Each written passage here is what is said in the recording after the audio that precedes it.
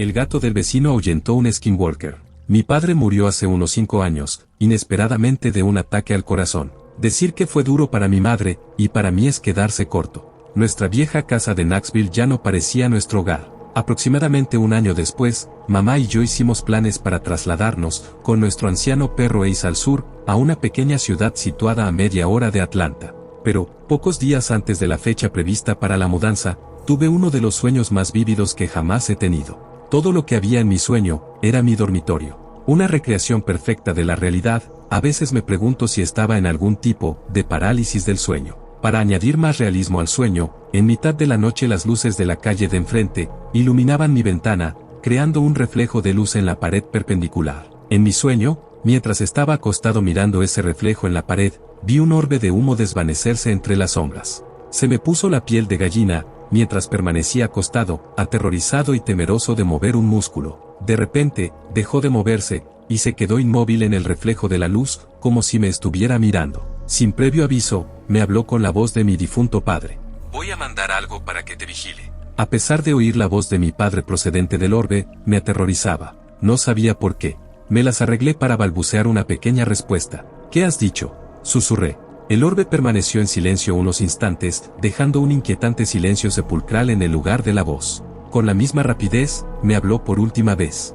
Maldita sea. Me desperté casi al instante. La pesadilla me había helado hasta la médula. No sabía qué pensar, sobre todo de las dos últimas palabras. Pensé que quizá papá nos deseaba lo mejor en nuestra mudanza, pero en aquel momento no pude evitar la sensación de que se trataba de algún tipo de advertencia. En las semanas siguientes, mi madre y yo nos mudamos de Knoxville, y nos dirigimos al sur. Había encontrado una casita pintoresca para nosotros. Con solo 1 o 2 vecinos en una carretera de grava, en medio del bosque, era perfecta para nosotros. Pero, probablemente el mejor alivio, para todo el estrés de la mudanza fue el gato de nuestro vecino. Era una gata negra y pequeña, que fue hacia mí casi al instante, y a la que traté como si fuera mi propia mascota. Le dejaba una lata de comida 1 o 2 veces por semana, y aunque no la llamara, cuando me veía, siempre corría hacia mí. Me ayudó a aliviar mis tensiones, por dejar atrás mi antigua casa, sobre todo sin papá con nosotros. Cuando llevaba menos de un mes, en nuestra nueva casa, me desperté de repente, con un leve ruido de tos, que parecía venir del piso de abajo. Una cosa importante, que hay que saber sobre nuestro perro Ace, es que tiene la tráquea colapsada. Necesita medicinas para calmar su afección, así que estoy acostumbrado a despertarme en mitad de la noche, para dárselas. Bajé las escaleras desde mi dormitorio, para darle su medicina, pero no pude encontrarlo por ninguna parte de la casa. No estaba en su cama durmiendo, no estaba en la cocina, no estaba por ninguna parte, pero no comprobé el dormitorio de mamá para no despertarla. Además, no habría oído la tos, si él hubiera estado allí de todos modos, así que no la molesté. Fue entonces cuando volví a oír la tos, pero venía de más lejos, como de fuera. Miré hacia la puerta lateral del patio que daba al bosque, y me di cuenta de que había olvidado cerrarla. Allí estaba, ligeramente entreabierta. Maldición, ha salido, pensé. Salí corriendo con una linterna, y empecé a llamar a mi perro. Ace. Grité entre los árboles. Oí otra tos, y moví la luz en su dirección. Esa vez, había resonado desde el camino de grava. Juro que nunca en mi vida, había visto un camino tan aterradoramente desolado como aquella noche, mientras miraba el mismo camino de grava, que nos había llevado a nuestro nuevo hogar. Pero en ese momento, pensé que mi perro se había perdido, y lo achaqué a los nervios de la nueva casa, así que seguí adelante. Ace, la casa está por aquí.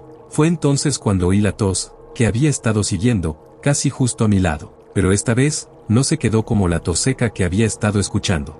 En cambio, la tos había descendido, hasta convertirse en un gruñido bajo. Dirigí mi luz hacia el nuevo sonido. Allí, había un zorro rojo brillante en medio del camino. Por un momento, pensé que era una especie de zorro enfermo, que había confundido con mi perro. Todo el tiempo, mientras procesaba lo que estaba viendo, me miraba directamente. Sus ojos brillaban a la luz de mi linterna, pero, nuestra mirada se interrumpió cuando inclinó la cabeza hacia la derecha. Miré hacia abajo, y allí estaba ella, la gatita negra de nuestro vecino, de pie a mi lado. Pero, era como si hubiera cambiado completamente de persona. Ya no era la gata alegre y cariñosa que yo conocía. En lugar de eso, tenía la espalda arqueada, cada fibra de su pelo en posición de alerta, y emitió el gruñido más grave que jamás había oído salir de un felino. En ese momento, pensé que solo estaba asustada del zorro, así que me arrodillé a su lado, para convencerla de que se alejara, y evitar que el zorro le hiciera daño. Pero no importaba cuántas veces intentara sacarla del modo de lucha, no cedía.